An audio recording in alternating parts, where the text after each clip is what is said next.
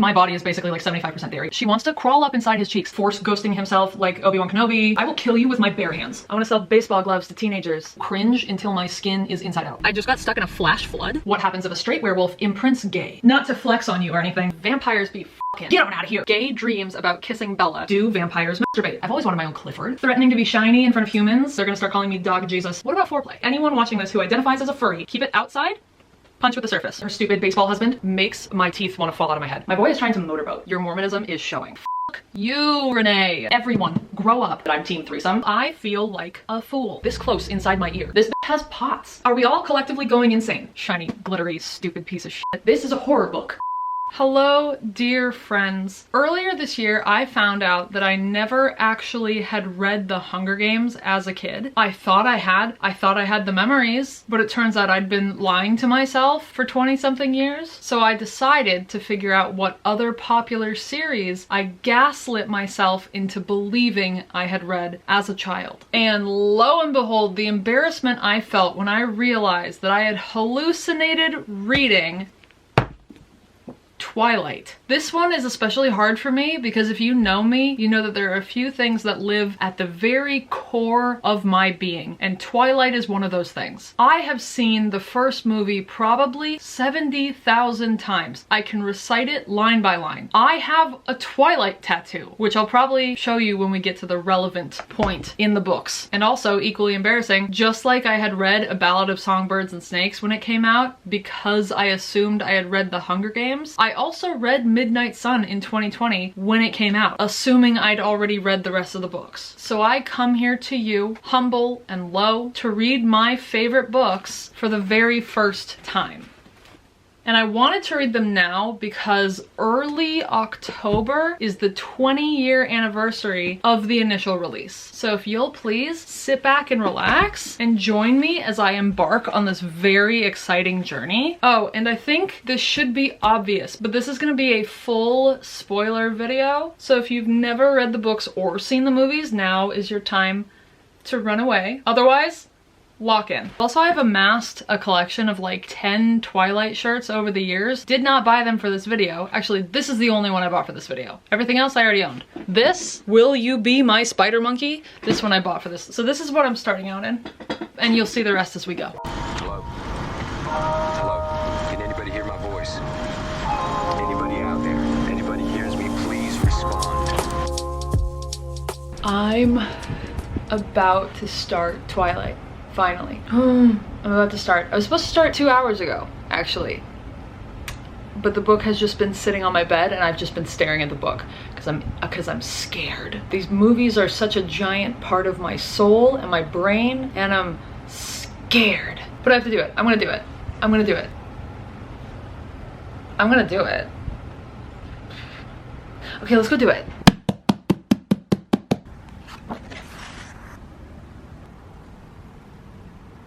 Okay, I have officially read, oh, hello, light? Hello, light. I've officially read the first 60-ish pages of Twilight. I'm not gonna do an update right now. I have to get in the car now, and I have to drive to Reno, which is not my usual drive because I'm going to a wedding this weekend. So when I get to my hotel, I'm gonna read more and update you there, but I didn't. I started. I'm 60-something pages in, and I can't believe that we're here. I just can't believe that we're here in this moment together. And I have a lot of thoughts. First of all, Renee is the villain. Renee's the villain, and I can't believe I didn't. No, I'm not updating. I'm not doing this. I'm not doing this now. I'm not updating now. I'll see you soon. Bye. I can't see. I just got stuck in a flash flood. I'm pulled over now. I'm off the road. Finally, I'm driving in a different way than I usually drive because I'm going to Reno for this f***ing wedding instead of just straight back up to Oregon. I am driving through Mojave. I'm driving through straight up desert, like cacti, nothing for 100 miles in every direction. And I get a flash flood warning. It starts raining. It starts raining more heavily. I get a flash flood warning to my phone, and 15 seconds later, a flash flood comes through on the on the highway where I am, and it takes me and two other cars that are right near me, lifts up the cars and pushes them into the oncoming lane where there were no cars coming from the oncoming direction. We were very lucky. A flash flood came through and and pushed me, just goes, hey, here you go, on the other side of the road. And we all three of us had to like, I'm surprised no one hit each other. We had to maneuver to like go sideways to make it back and like gain control of our cars. My adrenaline is going 100 miles an hour right now, and I'm still in this fucking storm. I've never seen this much rain at one time in my life, and there's lightning everywhere, like a storm. I am in a storm in the middle of the fucking desert, in the middle of nowhere. Anyway, my heart rate is still through the fucking roof. So I pulled over for a second to like calm down. Okay, that's all. Wish me luck with the rest of this fucking drive.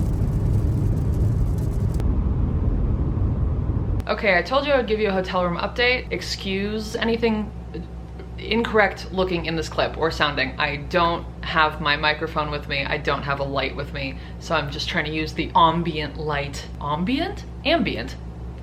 I'm just trying to use the ambient light of the room. I look like a ghost. I look like Edward Cullen, honestly. Speaking of which, I was supposed to have a Twilight shirt on for every single clip filmed in this video. I forgot to bring them with me to LA. But when I get back to Oregon, please know, you will never see me not in a Twilight shirt for this video. Unless I forget, in which case you will. So, I got into my hotel room last night. I read nothing. Not a single thing. I checked in, I got microwave mac and cheese, I sat and I watched Avatar: The Last Airbender. That's all I did. I don't usually like to read after like 10 hours of driving. I am about 60 pages into Twilight so far. And like I already said, Renee is the villain, and I don't know how I didn't see it in the movie. I mean, she's barely in the movies, so I guess we don't really get that detailed of a description for her or whatever, but like, she's the fucking villain. What are you doing? You left Charlie behind when it seems like he was a perfectly good husband, a perfectly good father. You don't fight for your child to know her own father better when he's done nothing wrong. And then you get remarried and you fuck off to follow your minor league baseball player new husband around so that your teenage daughter in her formative years has to move to somewhere that she fucking hates. What are you doing? Renee, Renesmee did not deserve to be named after you. You did not deserve to have a baby named after, she should have been named anything else, let's be real. But you do not deserve to have your grandchild named after you. Fuck you, Renee. I'm so sorry, I'm getting heated. I have like the opposite of daddy issues, which may be a daddy issue in itself, but like, I feel very protective of Charlie. I feel very protective of you. So far, we are kind of just seeing Bella get used to being at high school, and I was getting like weird anxiety. Just the concept of being back in high school. Like, I'm 30.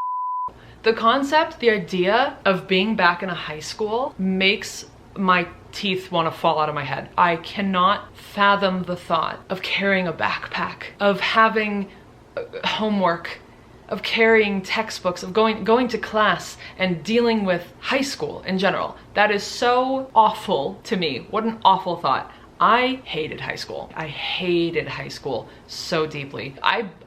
Listen, I was a good student in that I got good grades. I was not a good student in that I like never showed up to class. High school, college, all of it, and I don't recommend this. If you're watching this and you're between the ages of like 16 and 23, I don't recommend this. Go to class, do your homework, be a good student, do as I say, not as I do. I never fucking went to class. I skipped so much school. I did not have many rules put on me as a young person, a younger person. As a younger person. I did not have a whole lot of rules put on me, and no one really seemed to pay much attention or care that I was just skipping so much school. So yeah, no, a little anxiety to be in a book that's back in a high school setting. I'm also not reading a whole lot of YA, so it's not often that I'm in a high school. When am I ever in a high school setting? I don't remember the last book I read that was in a high school setting. I probably was back in high school for it. It is fun to see the similarities between the book and the movie and the differences, the lines that they copied verbatim versus the lines that they changed a little bit or scenes that they changed. There's definitely differences, but I think it was a good call. I think that the way that some scenes are written in the book wouldn't have translated well enough to film, and I think it was a good idea that they changed what they did. It's also insanely 2005. It's so funny. At one point they talk about connecting a phone line to the modem. Crazy. If you are in your early 20s, do you even know what I meant by that? Like, do you understand what I'm saying when I'm talking about connecting a phone line for the modem? Do those words mean anything to you? And also Bella, when Bella's driving to school for the first time, she's like, I don't know how to get there, but like it should be pretty easy to find. Because she doesn't have GPS, because it's 2005, and so she can't just plug it into, you know, Google Maps. Crazy, crazy stuff. A crazy world that we live in now. We live in such a more convenient time now than when I was a child. Also, what I'm noticing, very straightforward and nondescript writing. This happened, then this happened, then this happened, then this other thing happened, then this happened. It's just so nondescript. I love you, Stephanie Meyer. Thank you so much for bringing this into my life in general. You are my life now. But writing, you know, writing's not the best. I can't guarantee that I won't still give this book 5 stars just for like nostalgia, or I guess not nostalgia for the book, because it turns out I haven't read the book, but like just my love for Twilight overall. But yeah, no, the writing is not the most descriptive, not the most beautiful, not the most well written. It's not poorly written. It's just so da-da da-da da-da da-da da-da. Oh, also, I didn't realize that Carlisle was supposed to be maybe in his late 20s. That's insane. That's insane. If I'm looking at this from like an outside perspective, or like Charlie's perspective as chief of police, if I'm looking at a man in his late 20s who has voluntarily adopted 5 teenagers, I'm gonna do some detective work. I'm getting bad vibes there. That's a weird thing. I know that some people are good and pure and selfless, and I know that some people do that. I'd be suspicious. What the f do you mean you're a hot, successful doctor and you're choosing to adopt 5 hot teenagers? Like that there's something weird to me there. What else? I wrote notes. What else did I say? Oh, very small detail. This is just gonna be a me thing. Bella is anti-white noise. She talks about how she can't sleep because the sound of rain is too loud. What do you mean? Every night when I go to sleep, I put rain sounds on my phone, and I have it like this close inside my ear. I am falling asleep to the loudest rain sounds possible. What do you mean you're anti-white noise? That's crazy. And so then before I go, I'm gonna circle it back to Renee being the villain. Renee's the villain. I don't like her.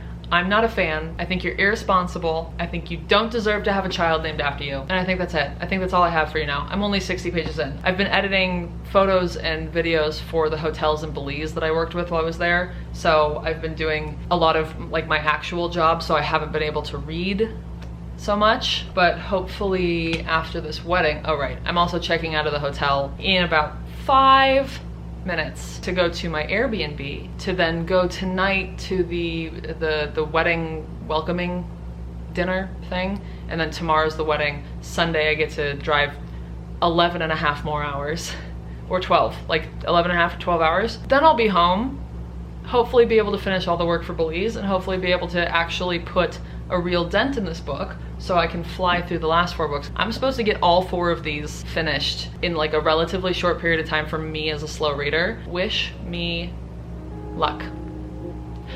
Okay, bye.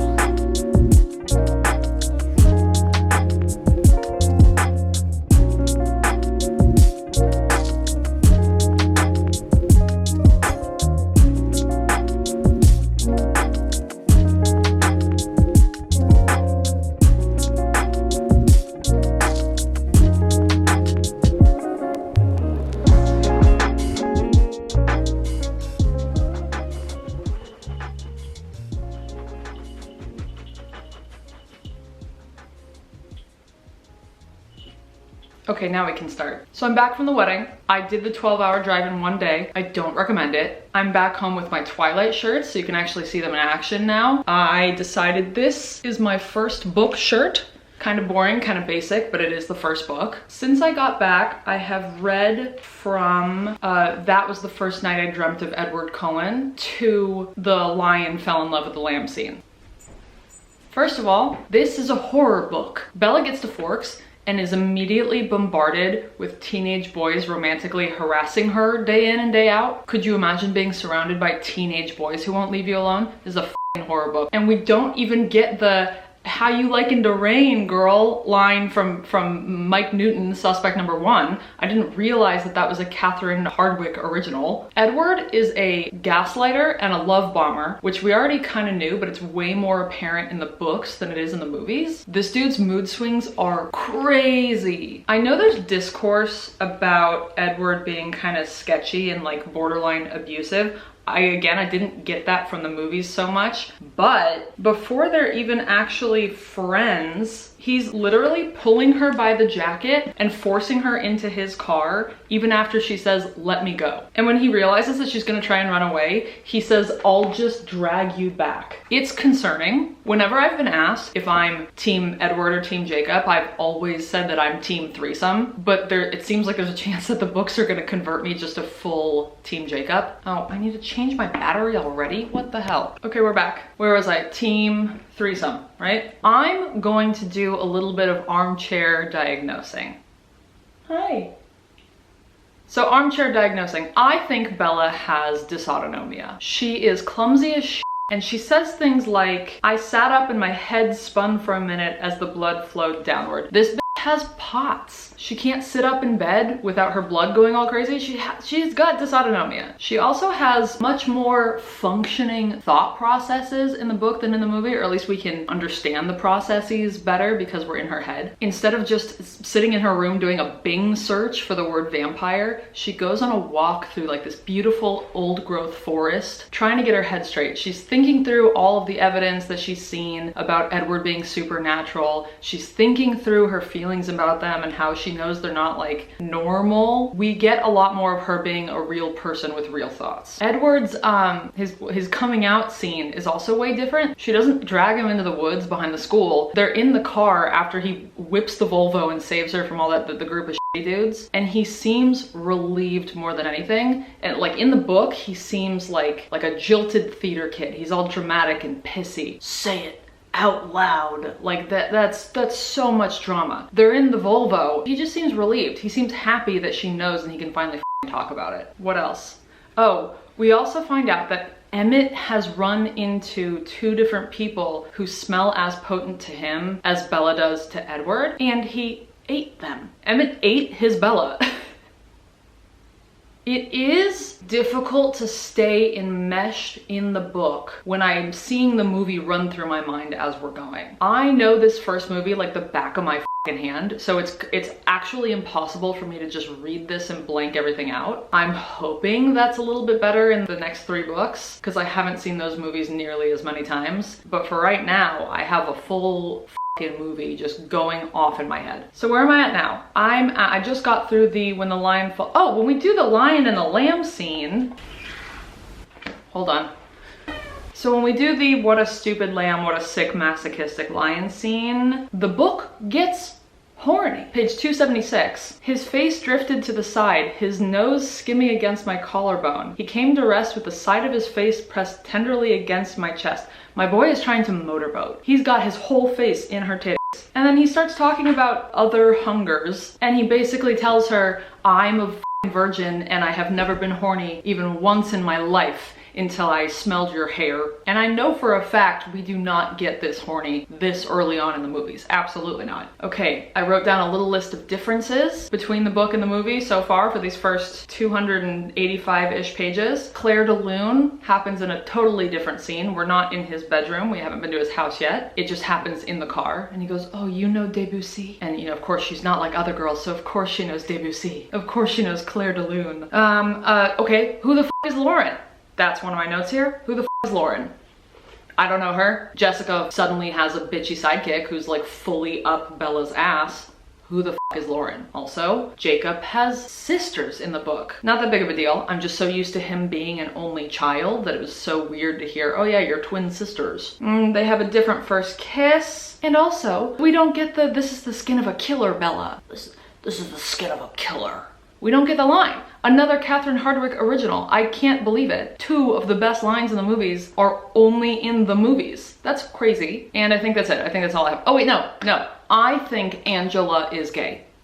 That's gonna be my final note. I think that Angela is gay, but she feels the need to stay closeted until college because she lives in such a small town. Maybe, honestly, maybe Lauren is also closeted and frustrated, and that's why she's such a cunt.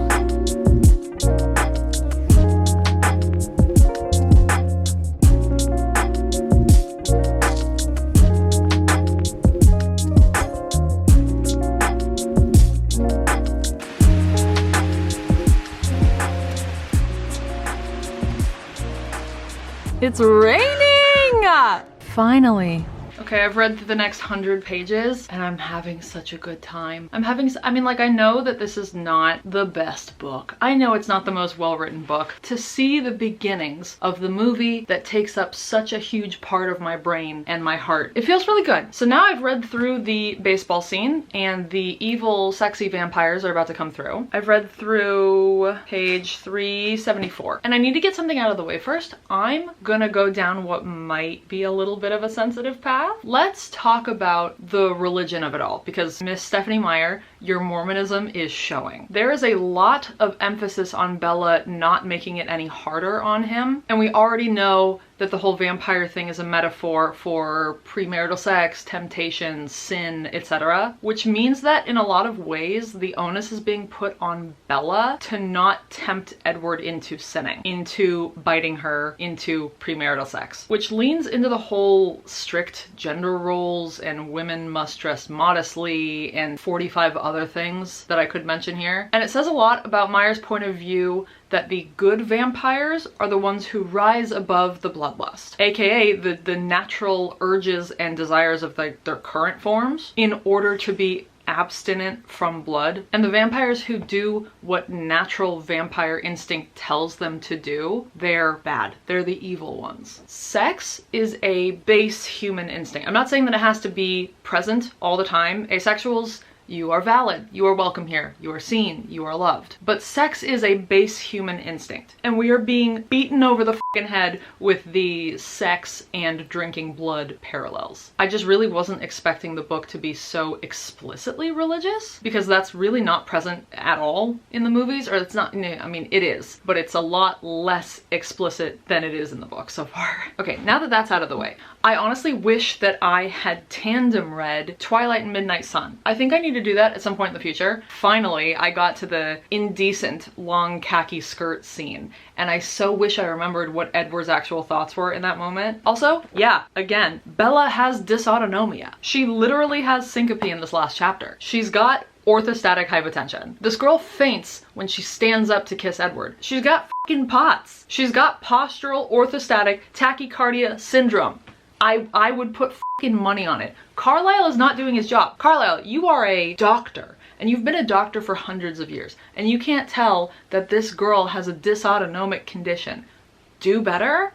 Also, apparently Edward has some kind of weird vampire pica. I don't know if he needs the extra salt or something, because he eats Bella's tear. She started crying when he played Bella's lullaby for her on the piano for the first time, and she started crying, and he reaches out, takes her tear, and then shoves his finger in his mouth. He eats her f***ing tear. I wasn't a fan of that. I don't like that. That gave me pause. On a personal note, at some point in the chapters that I just read, the last like 100 pages, it was introduced to Bella the fact that vampires don't have to sleep. And that is the f***ing dream for me. No pun intended. That's the dream for me. I hate sleeping. I don't do it enough. I know I don't do it enough, but I hate sleeping. Sleep is so boring to me. I can't get it through my head that by the time we die, we're supposed to have slept for a third of our lives. That sucks. That is so boring to me. If I live for 90 years, I'm supposed to be asleep for 30 of the years? That's f***ing stupid. If I never had to sleep again, I would be the happiest person on the planet. Anyway, I'm gonna go. I need to keep editing some photos before I finish the rest of this, but I will leave you with this beautiful image of Jasper flipping his baseball bat around, because my favorite thing in any movie is hot people flipping objects. This and the Winter Soldier flipping his knives around live rent-free in my head. If you have any other movies where hot people flip things, please let me know. I'll be making a list. Okay, bye.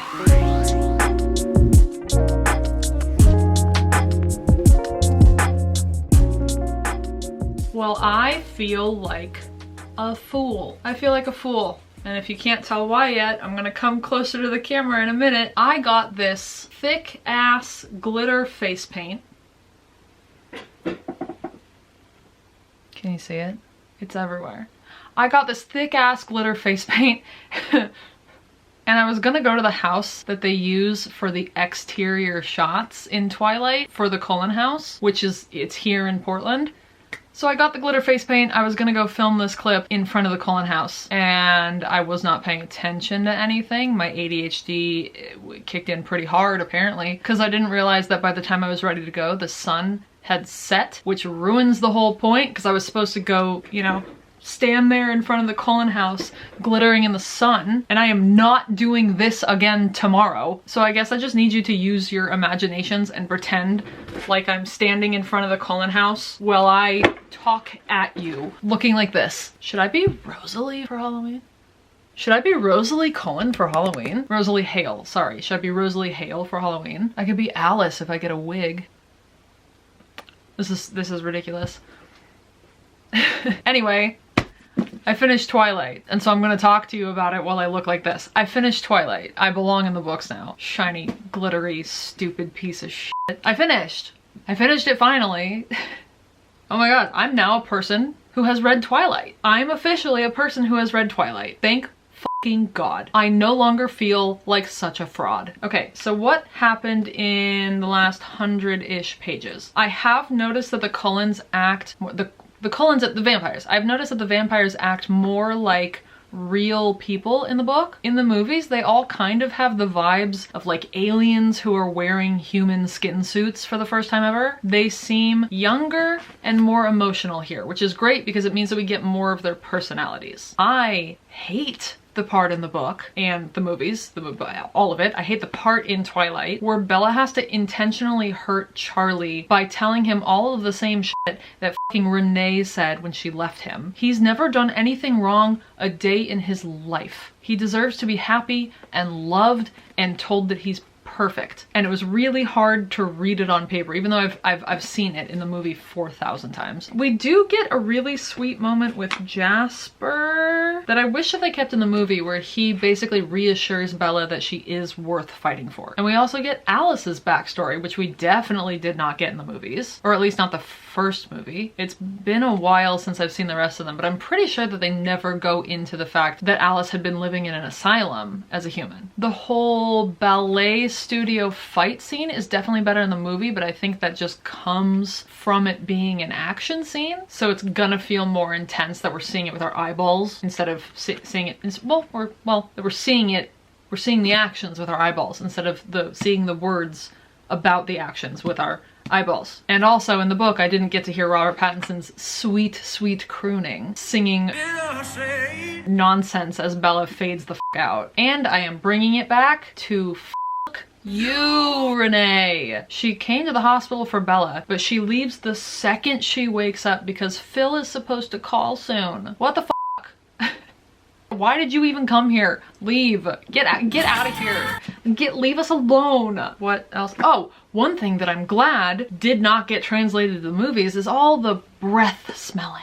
Bella is constantly smelling Edward's breath and like craving it. She wants to crawl up inside his cheeks and inhale him, and I hate it. I don't like it. I didn't realize how many of the most iconic quotes of the movie are only from the movie. How you likened a rain girl, you better hold on tight, spider monkey, this is the skin of a killer, Bella. Only in the movie. Catherine Hardwicke originals. That's crazy. And true to form, the soundtrack was blasting in my head for the entire book, as was the movie. I really was seeing each scene play out as I went, as it does in the movie. Hopefully that doesn't keep happening through the rest of the books, since I've seen the first one 700 times and I've only seen each of the last 4 movies maybe 5 times each. But I feel like a more complete person now. I feel full, I feel good, and it feels right. And I took so long finishing this one book that I need to chop on the last 3. So I'm gonna go wash my face. It's a shame that this is wasted, and I don't think that there's anything else I'm gonna be able to use this for. Oh my god. Maybe I should just like wear this for a night out sometime.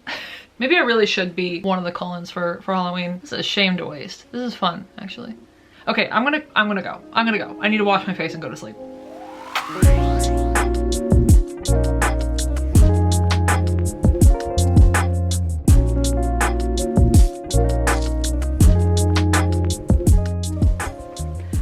I am waiting. I'm waiting for about 52 more minutes. Can I tell you? Oh, I can tell you what I'm waiting for. The video will be out already. I am doing a follow-up Taylor Swift video. Like a year and a half ago, I did a listening to every Taylor Swift song in 3 days for the very first time ever. I did that video, and now she has a new album releasing in 51 minutes, and so I'm doing a follow-up, and it's a lot easier because I don't have to listen to 11, 12, whatever albums in a row. Last time was kind of a nightmare, but like I said, I've got almost an hour, so I'm just waiting around until that happens. So I'm reading more of New Moon. I'm only 30 pages in, which is crazy because I need to be done with all 4 books a week from today. It took me way too long to finish the first book, and so now I have to read all 3 of the final books in a week, and I'm slow. I'm a slow reader. In the first 30 pages of New Moon, what's happened? By the way, my copy of this for some reason has what looks like blood on some of the corners. I know it's not, it would be brown by now, but it looks like someone just bled all over, which is funny because I just got I just got to the birthday party scene where Bella bleeds all over the place and then Jasper has like a panic attack.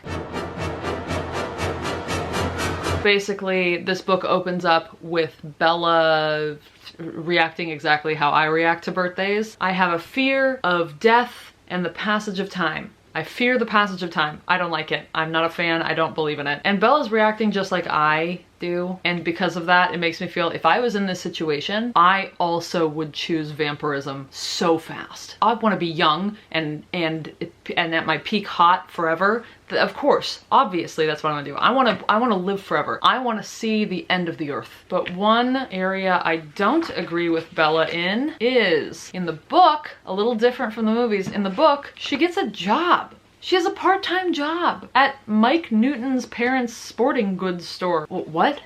She has a rich-ass vampire boyfriend who makes money like water because Alice can foresee the stock markets. He tries to buy her new cars. He tries to just give her shit and throw money at her, and she's like, no thank you. I want to sell baseball gloves to teenagers. What are you doing? If I had a rich-ass immortal vampire boyfriend, I would be decidedly less of an upstanding moral person than she is being.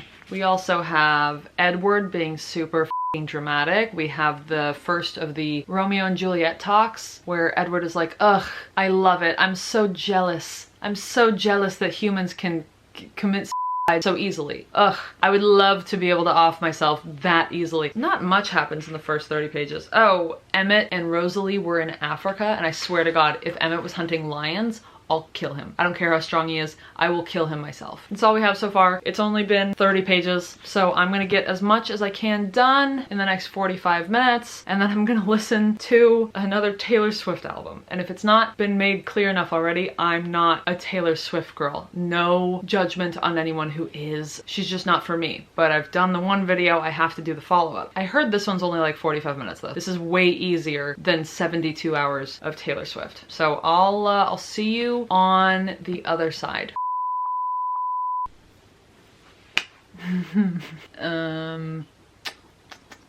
That video's canceled. No more follow-up Taylor Swift video, which that's fine by me. That album, you know what? I don't have to give my thoughts. That's not what this is for. Time to go back to Twilight and return to a happy place. Okay. Time to read.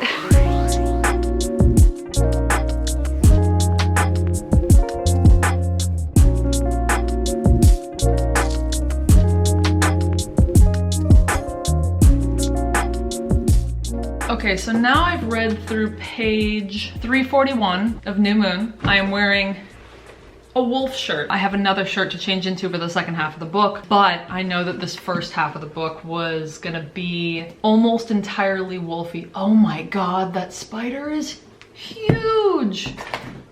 Look at this. Look at that. Oh, you are gigantic. Anyway, the first half of this book was entirely wolfy, so I had to put on a wolf shirt with a moon. So I read all the way through page 341. I couldn't have stopped reading if I tried. I love the Jacob parts. I'm so sorry if that's a sensitive subject, but I do. I love Jacob. So up until this part of the book, we have gotten through the catastrophic birthday party, Edward old yellering Bella and like f***ing on out of here, Bella's blank depression months, Edward force ghosting himself like Obi-Wan Kenobi, more of the Jacob friendship, and then obviously Jacob being a big ol' werewolf. There is still a lot more God talk than I was expecting from the vampires at least. And Carlisle said something that struck me as super odd. When he's explaining to Bella how he chose to turn Edward into a vampire, he talks about Edward's mom on her deathbed begging him to save Edward. But he said that the thing that really pushed him there was that he was still beautiful. There was something pure and good about his face. The kind of face I would have wanted my son to have. And maybe I'm being the friend that's too woke, but it's giving eugenics a little bit. It's not. Like I'm not really being that serious. It's just strange wording. Wanting to save this boy because he's beautiful and pure. The word pure has some connotations that go along with it that are a little weird now. Just the thought of Carlisle choosing to save Edward because he looks beautiful and pure, and letting other people around him die if they are not stunning and gorgeous, and also they don't look pure, they look tainted. It's just weird. There's weird connotations. Anyway, we can move forward from that part. We also have more of Charlie, my boy, being an absolute baby angel. When Sam Yulee rescues Bella from the forest after Edward does the aforementioned old yellering, you know, when he leaves her in the forest and lies to her and says, Get on out of here. I don't want you anymore. Go on, get. That is old yellering. He did that for her own good by lying to her and saying, I don't want you anymore. I don't want you with me. So after that happens, she is couch locked in depression for a while. So Charlie sleeps downstairs next to her in a chair like a good father. She can't get up off the couch. And so Charlie says, well, guess what? Now I can't get up out of this chair. I am here with you. Just another reason for me to love him, an understanding king. Oh, one of the reasons that I got my Twilight dad tote bag. That's my boy. See him? See how beautiful? That's my boy. And you might be asking yourself, where is Renee in all of this? Nowhere to be seen. Well, I think technically she came up from Florida for like a few days, but then she f***s right off again to get back to her stupid baseball husband. So Charlie is sleeping in a chair for her. He's taking care of her. He's advocating for therapy in 2005, in the big year of 2005, when mental health and therapy still had this huge stigma around it. He's advocating for therapy, and that is my boy. Oh, speaking of Edward force ghosting, are we gonna get an explanation as to how he keeps Obi-Wan Kenobiing himself? I never questioned it in the movie, but reading it, I realized that it actually doesn't make any sense. He can't read her mind, he can't get inside there. None of them have the power to like astral project. Is it not real? Watching the movie, I always thought that it was an actual thing that was happening, but is it really just her hallucinating? We also obviously need to talk about Bella and Jacob's relationship. I will say, first off, right now, I'm on Team Jacob. I have been in a relationship with an Edward before, and trust me, in real life, Jacob is the way to go. A boy who is honest and open about his feelings, who smiles and laughs and makes you laugh, who's like the son to you, who pays attention and can read you without you having to say anything and doesn't have to read your mind to do it. And he's 6'5". That is so much better than some grumpy, cold, 117-year-old who makes all these dumbass decisions for you. Also, I would love to have a boyfriend who turns into a giant dog. I've always wanted my own Clifford. My only qualm here with the Jacob parts thus far is that there's no Bella, where the hell have you been, Loca? Another Catherine Hardwicke original, I guess. What the f***? Who was gonna tell me? I got a tattoo. I have a Twilight tattoo. How do I... Wait, no, this is not gonna work. I'm gonna have to, here, hold on. I have a Bella, where the hell have you been, Loca, tattoo on the back of my ankle. And it's not even in the book. C'est la vie. What else happened in here? Let's check our notes. Right. The whole chapter with Bella and Jacob and Mike going to the movies is something straight out of my nightmares. If you haven't read the books or watched the movie, like, what are you doing here? What are you doing here if you haven't read the books or watched the movies? But like, thank you for your service. But if you haven't, big old emetophobia warning for chapter 9. Chapter 9. Big emetophobia warning. We could have done this so much differently. There was definitely a way to transition into the next part of the book without so much emesis. And that's all I have for this section, but I do have a request. I need anyone watching this who identifies as a furry to tap in right now. Did Twilight have an impact on your community? Did people start adopting wolf fursonas? Did people start adopting wolf fursonas when Twilight came out? How does the furry community feel about Twilight in general? Please, at least one of you, someone let me know. You're in a safe space. Be a furry, be loud and proud. I really want to know the impact on the communities. And now I'm off. I'll see you when I've read, you know what, I think I'm just gonna finish the book. I'll see you when the rest of the book is finished.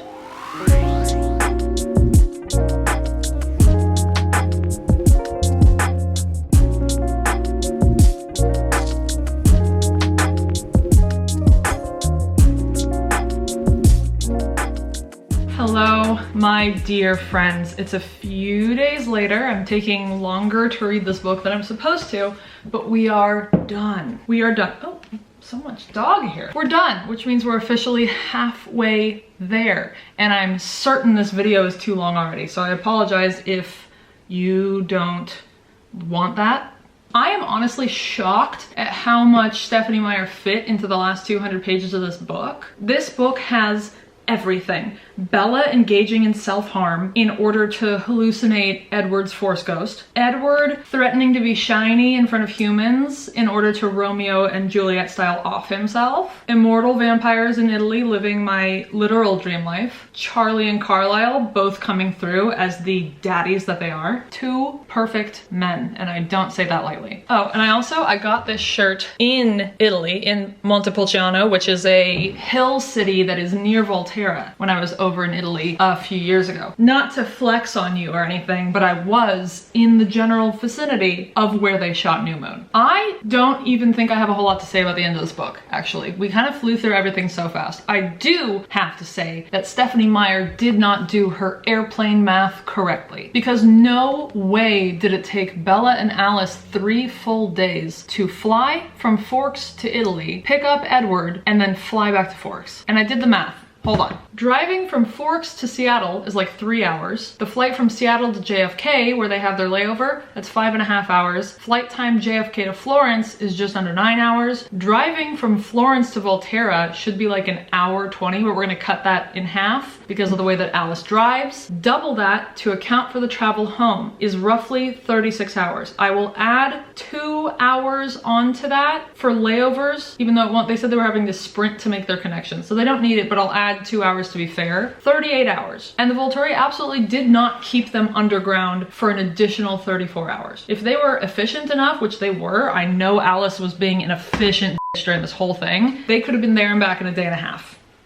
So, I'm so sorry that I just actually Stephenie Meyer, but what can you do? I love math, actually. I was a math girl. You don't care. That's not part of this video, but I love math. Anyways, the dynamics between everyone, the dynamics are shifting. By the end of the book, both Alice and Carlisle are both like, hey, if bitch boy over here won't change you, I will myself. That's our family. They're on our side. They are ready to change us just to get this shit over with. Alice has already seen it. She knows it's gonna happen. And she's like, Edward, what are we waiting for? What are we waiting for? Why let her be in more danger? I'm just gonna do it. What else? Oh, Bella is kind of shitty to Perfect Charlie. He's obviously not an Edward fan anymore because Edward destroyed her life and left her as this like depressive shell of a person. Any parent would not be a fan of the ex-boyfriend after that. Like that's standard. That's being a good father. And Bella's response when he strongly voices those concerns are basically, okay, well, f you for caring about me. I'm gonna move out without any consideration for the nuance or context behind your hate for Edward. And to that I say, grow up, Bella. Grow up. Stop sucking so much. Don't suck towards Charlie. Don't do that to him. He's perfect. And he's just caring about you. He's doing what any good parent should do. Shut the f up, grow up. And speaking of sucking so much, towards the end of the book, Edward is doing this crazy overprotective boyfriend act that is driving me crazy. And I know for a fact it's just gonna get worse in Eclipse. I am so sure I'm gonna spend all of Eclipse as a full force Edward hater. And so I bought something today. I preemptively bought something to wear specifically for when I'm feeling like a super Edward hater. I think that's all I have to say. I don't have a whole lot to say about the end of this book. I did not love this one as much as I love Twilight, which like I already knew was gonna be the case. But I am also still just so incapable of rating or thinking about these books in an unbiased manner. This story is my lifeblood. And now it's time to cram the last 2 books into as short a time as physically possible. I'm clearly not posting this video anymore the day that I was supposed to be posting it, but hopefully it doesn't take me 84 more years.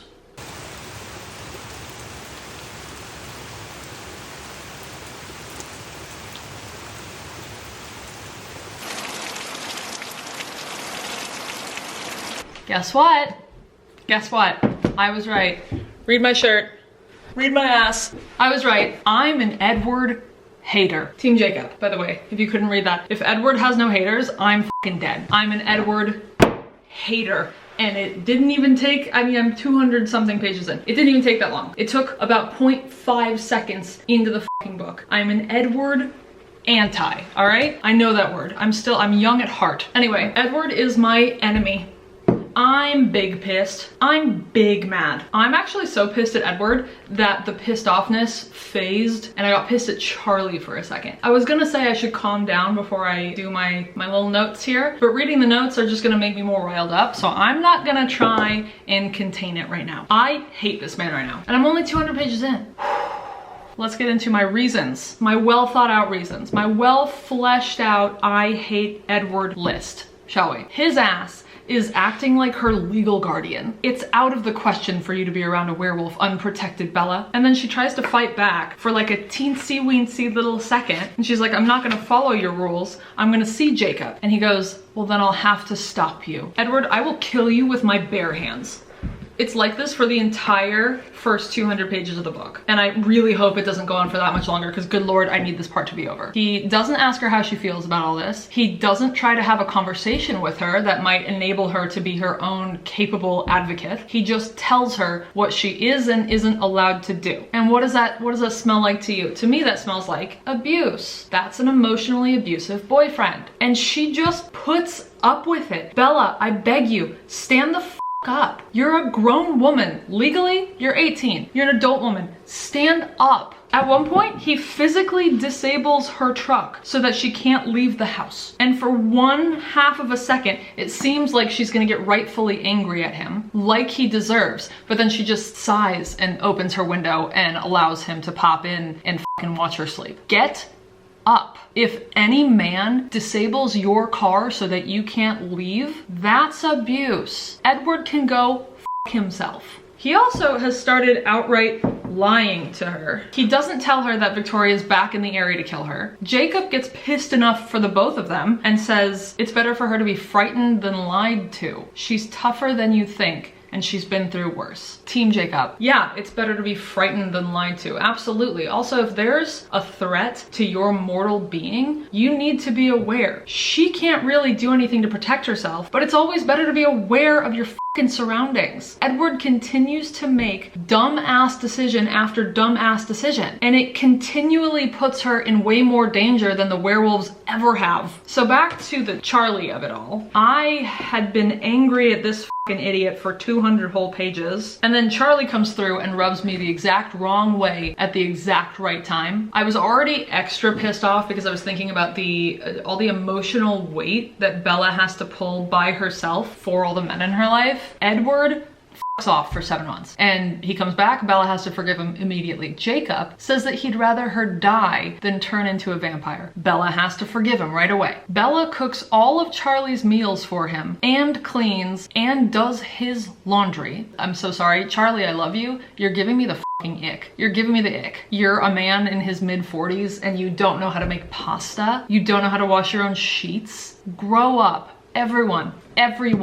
grow up. But anyway, we're in the middle of all that, and Charlie asked why Bella hasn't called Jacob yet. And she's basically like, I don't want to. I don't want to yet. I don't want to forgive him yet. I don't want to have that conversation. And Charlie says, that's not very attractive behavior, Bella. Forgiveness is divine. Forgiveness is divine. I almost shot off into outer space, and I'm not blaming Charlie Swan himself for this one. I'm blaming Stephenie Meyer, because that is so out of character in so many ways for Charlie. First of all, he is a shooter for Bella. He has always been on Bella's side. He is her bottom bitch for life. There is no way he would blindly request that she forgive someone, especially after all the pain he saw her going through in New Moon. Second, if my father ever said, that's not a very attractive behavior, McKenna, I would lose my shit. I'm so sorry that as your daughter, I'm not as attractive to you anymore.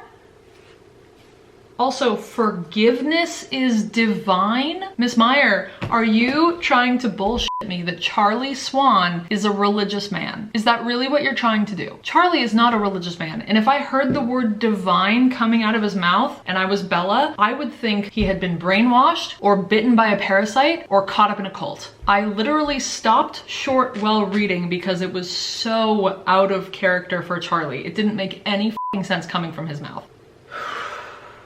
Okay, now that I've come back down to earth a little bit, I have a few less angry thoughts. So in the very beginning, Bella talks about how some of her friends at school have very generously forgiven her for going crazy when Edward left. And Bella needs to grow a backbone just all around in this book, because if your friends have to forgive you for experiencing depression, those are not your friends. We also get into Rosalie's backstory with her awful ex-husband, her human ex-husband, and like so heavily f that guy. I'm glad that she ripped him apart slowly. But then we hear about her saving Emmett. If you need a refresher, Emmett got mauled by a bear, Rosalie came across him and then carried him home and made Charlie turn him. No, not Charlie, made Carlisle turn him. And it turns out the reason that she chose him as the person to be with for her whole existence, the person she wants to marry and be with intimately, is because he reminded her of her friend's baby. She said his face was so innocent on that grown man body that he reminded me of my friend's baby Henry. So like I knew I had to have him. And that brings me to the next weird baby related topic of conversation. You and I both knew this would be coming at some point. I just didn't realize that it would be sometime before Breaking Dawn. Imprinting on children.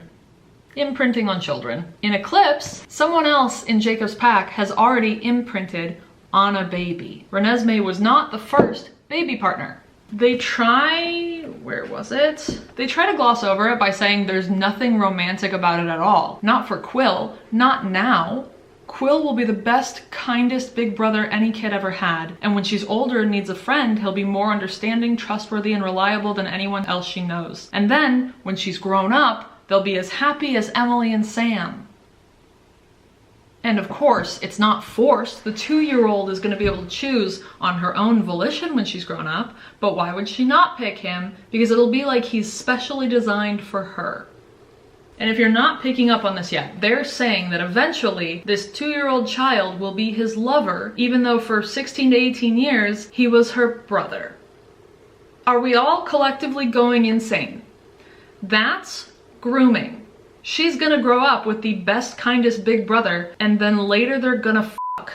I am right back to being angry again. There were so many ways around this, Stephenie Meyer. There were so many ways around this. The simplest would have been to simply not do it. Very little would have changed. And then also we wouldn't have to deal with, in Breaking Dawn, the whole weird internal struggle of, so wait, was Jacob just attracted to the egg inside Bella's ovary the whole time? Shouldn't he then also have been attracted to the one singular sperm cell in Edward's undercarriage? Anyway, that's it. That's all the notes I have. This book is making me very angry. But I really hope that Edward chills out and shuts the f up soon so I can get back to enjoying this series. I don't want to go keep reading this book, but I'm going to. Bye.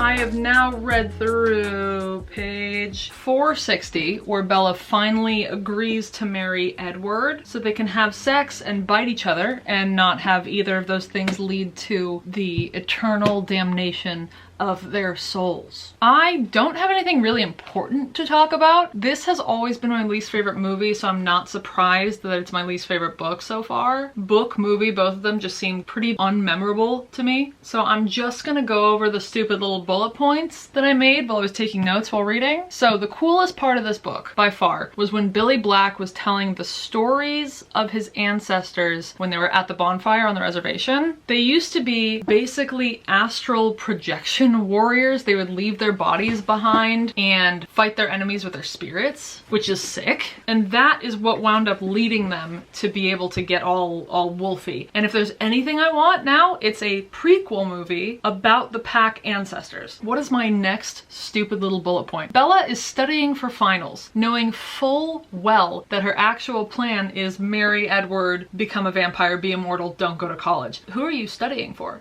Why are you... Really? My light dies now? Alright, hold on. Okay, I have to switch to my big ring light, so hopefully that's still okay. Anyways, what was I saying? Oh yeah, who are you studying for? Who gives a shit about your calculus final? Okay, next point. I had also almost forgotten that Jasper was in the Confederate Army. Really hilarious choice to make when you're also not going to make that happen for a reason. It could have been used as a plot point to tell us about how Jasper turned away from his past and wanted to become a better person like Carlisle. But instead, nothing. Like really nothing. Nothing at all was said about what the Confederates were fighting for, or whether he maybe realized something like slavery was bad and he wanted to right his wrongs. It feels like a missed opportunity. Bullet point number 6. Oh my god. Stephenie Meyer keeps doing... I know I'm complaining a lot in this book. I still love Stephenie Meyer and I love this series, but this book is going to be mostly complaints, I feel like. So just like, if you don't want to hear it, you can skip forward to Breaking Dawn. We're almost done here. Anyway, Stephenie Meyer keeps doing something in these books that is my altogether least favorite thing I ever read in books. Let me find this one. When the narration says, she stuck her tongue out at him. I'm letting it slide here, I guess, because it was like the early 2000s. But when has anyone in real life past the age of 5 responded to someone teasing them by going,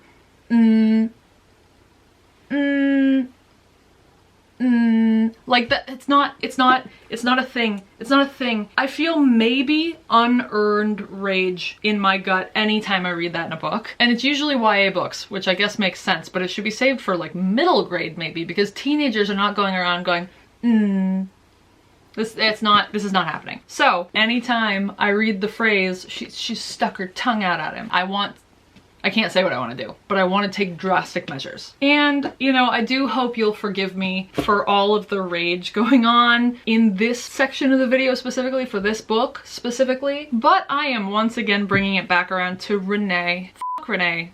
Again, you're missing your daughter's graduation because your husband broke his leg. Your grown-ass adult husband. That is a grown man. He can take care of himself for a weekend. Or you're an adult and all your friends are adults, hopefully. Ask a friend to come stay at your house for 2 nights so you don't miss your daughter's graduation, who you already threw away at her father. Don't miss your actual child's graduation because you feel the need to stay home and baby your husband. And then let's talk about Jacob, I guess. Here's my actual eclipse shirt. I was Team Jacob until page 330.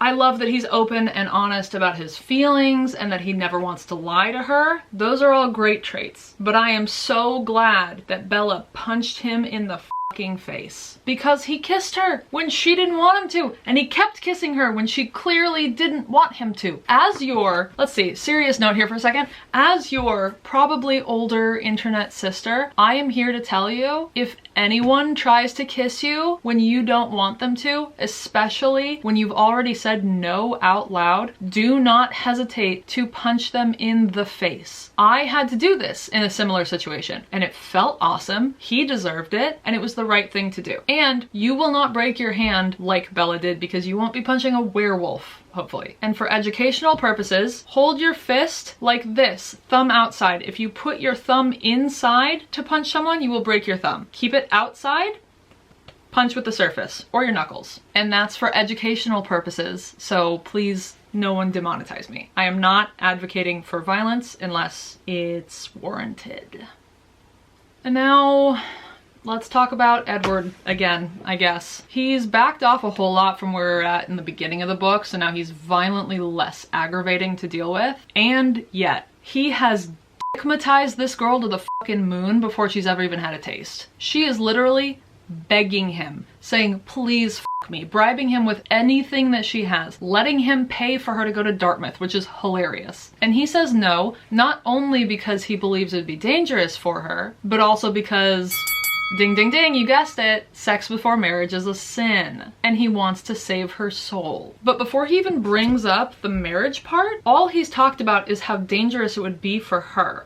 So my question is, what about foreplay?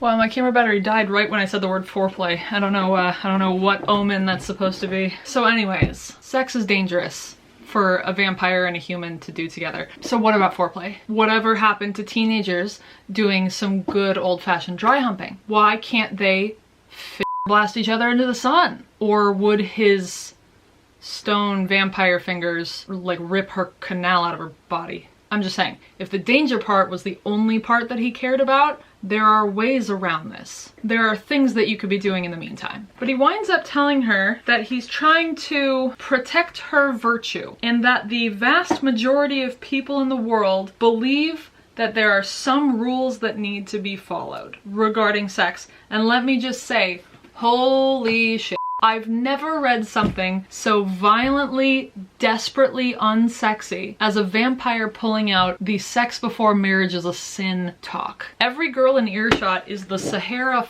fucking desert right now. And now it's time for the final 200 pages of this book. And I have to say, I'm not gonna be sad to see this one finished. Like I said, it's also my least favorite movie, so I'm not surprised it's my least favorite book, but I didn't realize how much anger would be residing in my body during this period of time. And I'm ready to release it, just in time to meet Renesmee, I guess. Okay, I will see you on the other side.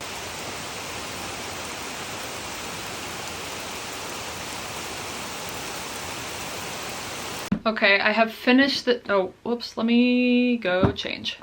Okay, like I was saying, I have finished this godforsaken book. And thank the Mormon Lord that the final third didn't make me as angry as the first 2/3 did. And I think that if I had read these books when I was a teenager, I would have been a Jacob girl all the way, unless being a throuple was actually on the table. Because look, especially compared to the place I left off last time, with Edward pulling his whole 109-year-old abstinence, save your soul from sin talk, Jacob is all like sex and sarcasm. And that is all it would have taken for me as a teenager. So for example, they are camping in the snow, waiting for Victoria to show up with her psycho newborn biter baby army. Jacob is warming Bella up in the tent so she doesn't go hypothermic from being in a blizzard near her -40-degree boyfriend. And he basically tells Edward to f off and check the perimeter well, I take care of your girlfriend for you. And he keeps calling her honey, and 14-year-old me would have been eating it the f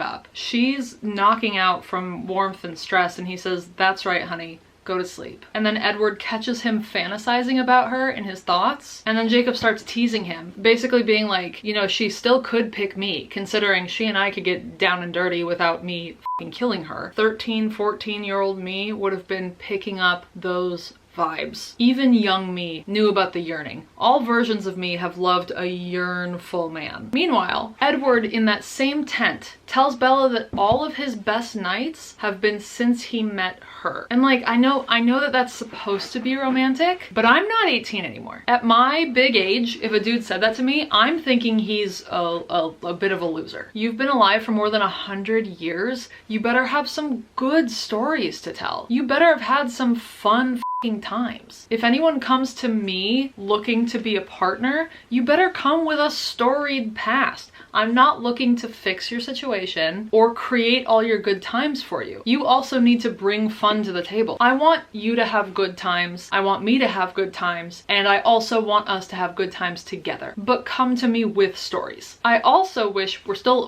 in the tent, by the way. I also wish that Bella would actually get angry at Edward when he says or does something wrong. She is is babying the hell out of this man. He brings up their engagement when he knows that Jacob is in earshot, intentionally to make him horrifically sad. Well, Jacob is in the middle of helping your family defeat an evil that's trying to eat your girlfriend. Right after a night where he literally saved your girlfriend's life by keeping her warm enough to keep all of her toes. And Bella still goes into her self-sacrificing bullshit, saying that it's all her fault and not letting him take any flack at all, when it is in fact a thing that Edward did wrong. And here's my take on this.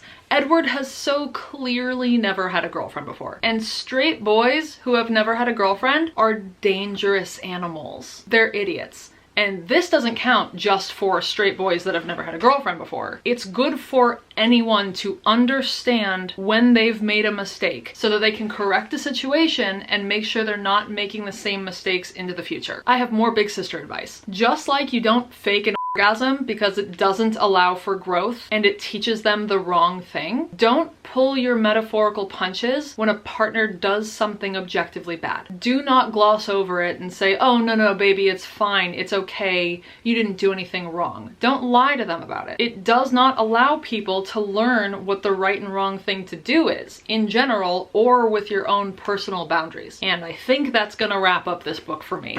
Finally. After the tent situation, we have the battle, we have Jacob getting hurt, we have a really sad talk between Jacob and Bella, where she acknowledges that in an Edwardless life, she and Jacob would be soulmates, and they'd be really happy together, and they would live lovely, fruitful lives full of joy and family. And then we have a short Jacob POV chapter at the very end, where Leah talks about having gay dreams about kissing Bella, thanks to the werewolf thought sharing thing. But I am so ready to move into Breaking Dawn. I am sorry that the majority of Eclipse was me hulking out and complaining about everyone. I am ready to return to a more peaceful place until we talk about imprinting again.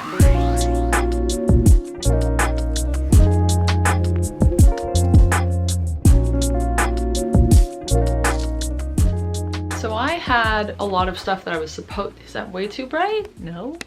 I had a lot of stuff I was supposed to get done today, a lot of non-book related things, but I wound up getting a little bit of vertigo coming back last night, and because of my history and everything that's happened, I have to take that very seriously. And so that means today for me is kind of just super chill. No screens, except for like the camera screen that I'm looking at right now, but no phone, no laptop, no TV, no screens, only eating very healthy food, going for a walk, getting my body moving, hydrating like crazy, taking a nap if my body tells me that I need to take a nap. Today is all about being very chill and calm and relaxed so that the vertigo does not come back full force. We still don't know what actually causes the vertigo, but what I've found in the past is sleeping as much as physically possible is the only thing that really helps. So today is basically just extra stuff. I'm gonna do whatever I can to make sure I don't get into that place again, but that's fine. What it means for me is pretty much that I just have to sit here and read all day, which is so rough, so horrible, so rough for me. I did not convince myself last night to start reading this, even though I really should have. I'm supposed to get all of this done through today and tomorrow, and that's almost 800 pages. I'm stupid. I'm f***ing stupid. So for the rest of the day, it's just me, Murphy, and oh, don't fall please, and Breaking Dawn. All 757 pages of Breaking Dawn. Tomorrow. I am officially 19% of the way through Breaking Dawn, and I never thought this day would come. I have been reading the series for almost a whole month because I'm stupid, and now I've made it so that I need to get this almost 800 page book done in like 2 days total. Also, yes, thank you for asking. I am feeling a lot better than I was yesterday. We successfully kept the vertigo at bay.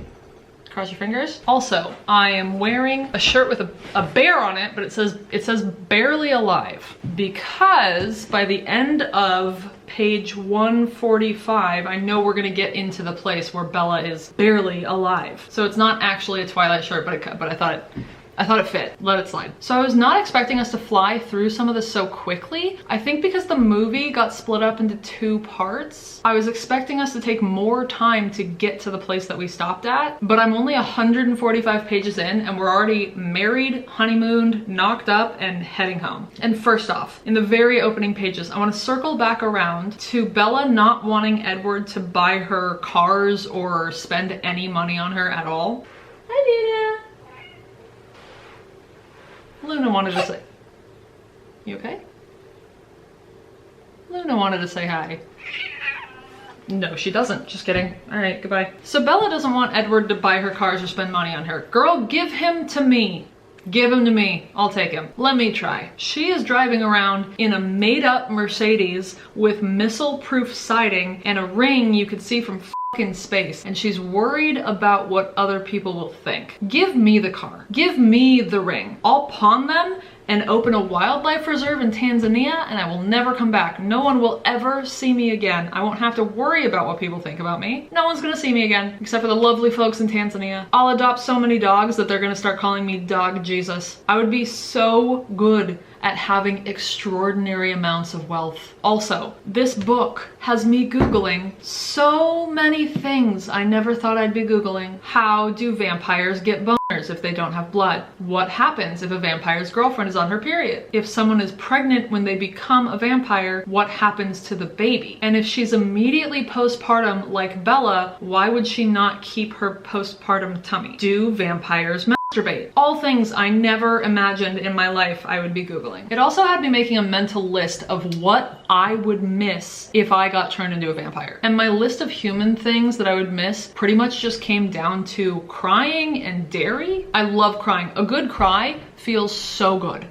Hi, sorry, the dogs needed a potty break. Anyways, a good cry feels very necessary from time to time. They've already explained that vampires don't cry anymore. That feels like it would suck. And obviously the second thing dairy, mac and cheese, burrata, ice cream, yogurt. I think my body is basically like 75% dairy. It's all I eat. Also, I'm such a family-oriented person. Well, I'm a people-oriented person. I could never do it unless I forced all my loved ones to also become vampires with me. But I would force them. I would do it. My thoughts on the wedding. I am so glad that they switched venues for the movie. In the books, the ceremony is just held like in the Cullens' living room, which is fine if you want to do that, but cinematically, it was so beautiful having their big Forest Glen wedding with like live wood pews and flowers everywhere. It was magical. I also do love that absolutely no one wants Bella to No one wants Bella to get down. Edward doesn't want to try. Jacob doesn't want her to try. Meanwhile, Bella is frothing at the bit, ready to beg, bribe, or trade anything she has. So now, speaking of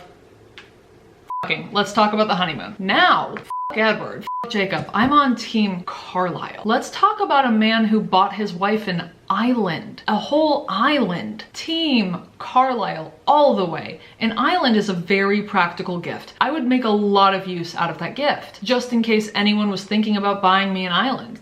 I hope you know, it'd be very practical. I'd get a lot of use out of it. Go for it. Go for it. I was a little bit surprised that in the books, the sex scenes aren't even fade to black. Like they're straight up, there aren't any sex scenes. They're in the water with Edward seeing his very first boobs in 109 years, and then it just cuts to the next morning. I mean, I guess we see more of it in the movie because it's PG-13, but I did think that we'd get more in the books than the nothing that we got. And now I'm gonna circle it back to my Google searches, and I'm gonna give you an NSFW warning right now. If you're watching this in public, maybe turn the volume down a little bit. I'll turn myself down a little bit also. So coming back to me wondering if vampires engage in self-love practices, which leads to even more questions, like if the boy vampires do engage themselves, what comes out? If they don't have blood, I would have assumed that they also don't have, how do I keep myself from getting demonetized here? I would assume that they don't have the juice required to make a baby, but I guess they must have it because they made a baby. But I'm wondering specifically if Edward engages with himself, because otherwise, could you imagine how fast a 109-year-old virgin would complete his own mission. Anyway, I hope that this has been educational for you. I'm off to read Jacob's POV chapters. I do think that if I really lock in, I can get this monster done in the next day and a half. So wish me luck. Hello, I'm back on the same day, in the same shirt, in the same place, because guess what? I was able to knock out another 200 pages before it's time to go to sleep. I got through all of Jacob's part. Awesome. I should have gone to sleep, I don't know, 2 hours ago, but we don't have to talk about that. So Jacob's section had me Googling even more questions. Are there any gay werewolves? What happens if a straight werewolf imprints gay? Does Stephenie Meyer have an Electra complex? Do vampires have to brush their teeth? Do vampires have to go to the bathroom? I wish that Stephenie Meyer would open a Q&A forum specifically. I need to know. But guess what? None of the results gave me anything, really. Also, sorry if my throat sounds like it's a little bit sore. It's because it is. I think that we need to jump into the imprinting talk just to get it out of the way. I don't like it, and it feels bad and icky to me. Jacob is walking around on the beach with Quill and the 2-year-old he imprinted on, and like, is that not weird to you? Knowing that you'll one day be intimate with the grown-up version of the toddler sitting on your shoulders? Also, what would happen if it was the other way around? What if like a 12-year-old werewolf imprinted on like a 45-year-old woman? What if you imprint on someone who's already married? I'm just gonna ignore the Renesmee imprinting part of this right now because I know I'm gonna have more to say once Bella wakes up and gives us her Loch Ness Monster line, unless that's also a Catherine Hardwicke original. Let's see, what else? Oh, Jacob gives us the most straightforwardly sex-based line of the entire series. He finds out that Bella is pregnant and he goes, I didn't want to imagine him inside of her. That's by far the most direct reference to the actual act that we've gotten in any of the books. Most of the time, it's just Bella and Edward dancing around the naughty word with like 45 different other reference words. Also, Edward is desperate to get this monster out of her tummy. Edward basically tells Jacob that if he can convince Bella to get a shmushmortion, then Bella can have 2 boyfriends. He basically throws the thruple card on the table. And if I'm Bella in this situation, I am snatching that card up and I'm fucking running with it. Absolutely, give me my 2 boyfriends, let's go. But obviously she doesn't do this because like it's her baby and she feels an attachment to it and yada yada yada. There are 2 things that I haven't talked about at all yet in this video. And well, actually there's a bunch of things. I don't think I've mentioned Alice once. I don't think I haven't talked. Listen, there's a lot of things I'm not covering because I'm not actually going through the plot of the book in totality. But 2 of the things that I wanted to bring up. One is Seth. I love Seth. Seth is my child. I want to put Seth in my pocket and protect him forever. I love that he and Edward form this actual friendship. 2 is that some of the things that Bella says makes me want to cringe until my skin is inside out. She says drat multiple times out loud. Drat? Drat. Early 2000s, we were not saying drat. I don't even think the religious kids were saying drat in the early 2000s. I don't know where the f that came from. And then when Edward first realizes that he can hear Renesmee through the concrete womb, Bella goes, holy crow, which is so much worse somehow than like holy crap. Holy crap, that's understandable. That is what people said as kids when they didn't want to say a bad word. Holy crow, I'm cringing so hard, my muscles are gonna come outside of my skin. I can't deal with it. And then with the actual birth scene, maybe my memory isn't serving me well here, but it feels like the birth and death scene is a lot more intense in the books than it was in the movies. It's pretty hardcore, and it's really fucking sad. It's just the 2 of them in there. It's just Edward and Jacob, the 2 people so in love with her, working so hard to save her life. I'm pretty sure in the movies, Alice, Carlisle, Rose, I'm pretty sure the whole family was there. And I like this more, it just being the 3 of them together. And they all need so much therapy, and none of them are gonna get it. Regardless of the fact that Bella lives, Jacob witnessed a fucking massacre in that delivery room. He needs to talk through it with a professional. He saw things that people cannot come away from okay. And that's all I have to say about this part. Okay. I'm gonna go to sleep, and then tomorrow I'm hopefully gonna finish the final 500 pages. Is that what it is? 400. Tomorrow, hopefully I'll be able to finish the entire remaining 400 pages. Let's go to sleep and then meet newborn Bella. 6.5 hours later. We're so close, guys. Like, we're actually so close. It's been, I think, like 24 hours since I updated you guys last. Look where we are. We're so close. I read another like 200 pages today. I didn't get started as early as I should have. So I'm gonna have to be reading late night, but I only Googled one thing from these last 200 pages. Yes.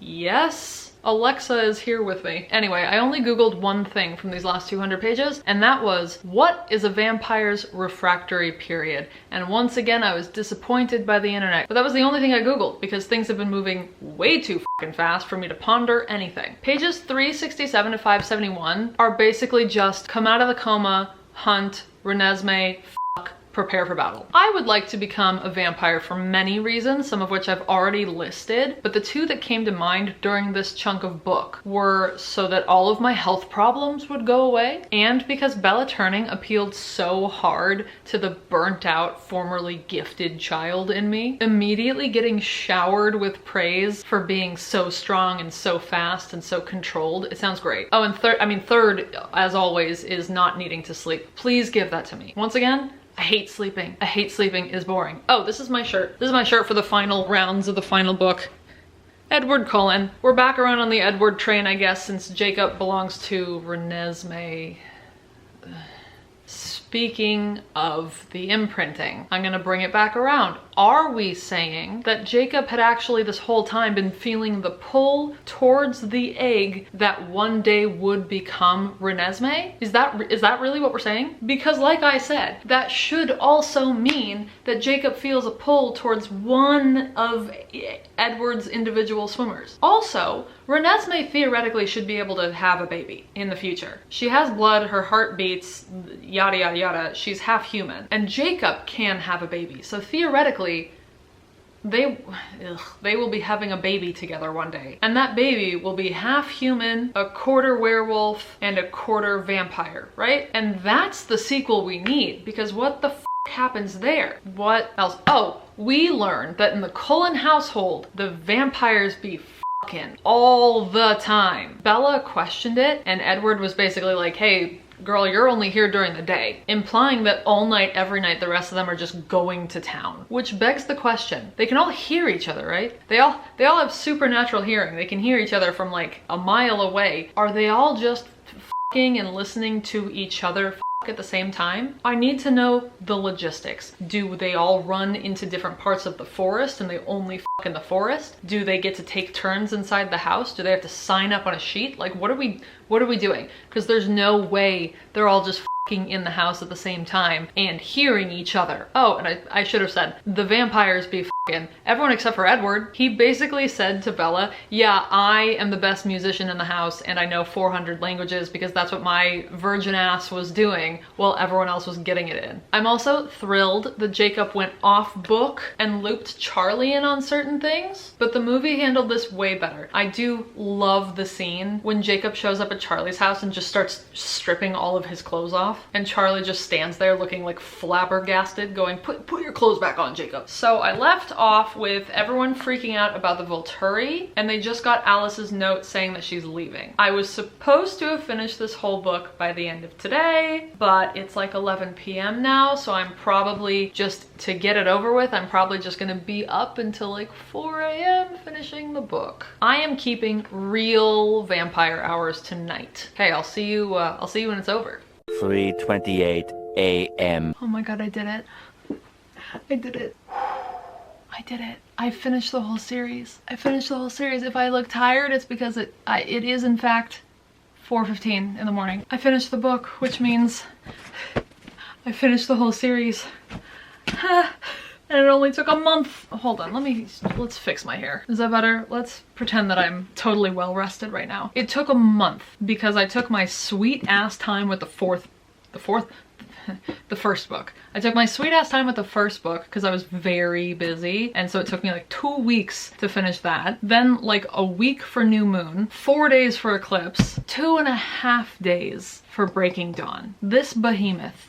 2.5 days. So let's look at our final notes and then do this outro. So we find out that Bella's a shield. We follow Alice's clues to meet a sweaty lawyer in the city. We meet a whole bunch of vampires, like Alistair, who's a libertarian, Garrett, who I think I've imprinted on, and the Romanians, who I remember from the movies, and I'm almost positive that they are lovers. Oh, and also, Bella plans on shipping Renesmee off with Jacob because she thinks that she and Edward are gonna die, and she has fake papers made up that say that Jacob is her stepfather. Ew. And Jacob gets Renesmee a promise ring for Christmas. Ew. Also turns out there's a vampire named McKenna. Who was gonna tell me? In my last video, I was just talking about how I've never read a book with a character named McKenna. And granted, this one, her name's spelled differently from mine, and she's only a character for like 0.5 pages, but I'm gonna count it. When the movies came out, I remember people talking about how the ending was different than it was in the book. So I was wondering what was gonna happen, because obviously you can't really translate vision of the future fake out deaths well in a book when you can't see what's happening. But I am really glad they added the fake fight Alice's vision scene in the movie. Otherwise, this would have made a very anticlimactic ending for a movie series especially. All that buildup and no fighting, like blue balls, big time blue balls. I am also so embarrassed to report that I teared up a little bit at a part that I should not have. Jesus Christ. On page 723, when Edward is preparing to send Renesmee off with Jacob, when he still thinks that he and Bella are gonna die, he says, "Goodbye, Jacob, my brother, ... my son." Like, what am I doing? This shit is creepy as f. I'm gonna blame the fact that I teared up at Edward calling Jacob my son. I am blaming that on the fact that it was 3:30 in the morning when I was reading it, because there's no other excuse for that. Also, I do find myself wishing that I'd gotten through the first 2 books faster so that I could have reread Midnight Sun for this video. Somehow I do have the urge to go directly from here and reread it, but I can't because I have other videos to film, so let's wrap this up. Oh, what a journey we have been on. Good Lord. I am so happy to report that I no longer feel like a fraud in the context of my own life anymore. I can finally say that I have read the books that make up the movie, that make up the core of my life. I am sure that this video is 45 hours long, so I'm not going to take up any more of your time flapping my gums. Also, like I said, it's 4:15 and I need to go to sleep. Maybe tomorrow I'll go watch all the movies. Maybe I'll have like a marathon day. Maybe. Anyway, thank you for being here with me. Thank you for allowing me to go on this journey and not be alone as I go through it. If you can hear me, if you can read the subtitles, if you can see my eyes starting to cross because it's 4:30 in the morning, thank you for being here. I love you. Have a wonderful week, month, year, season, weekend, whatever day I wind up being able to upload this on.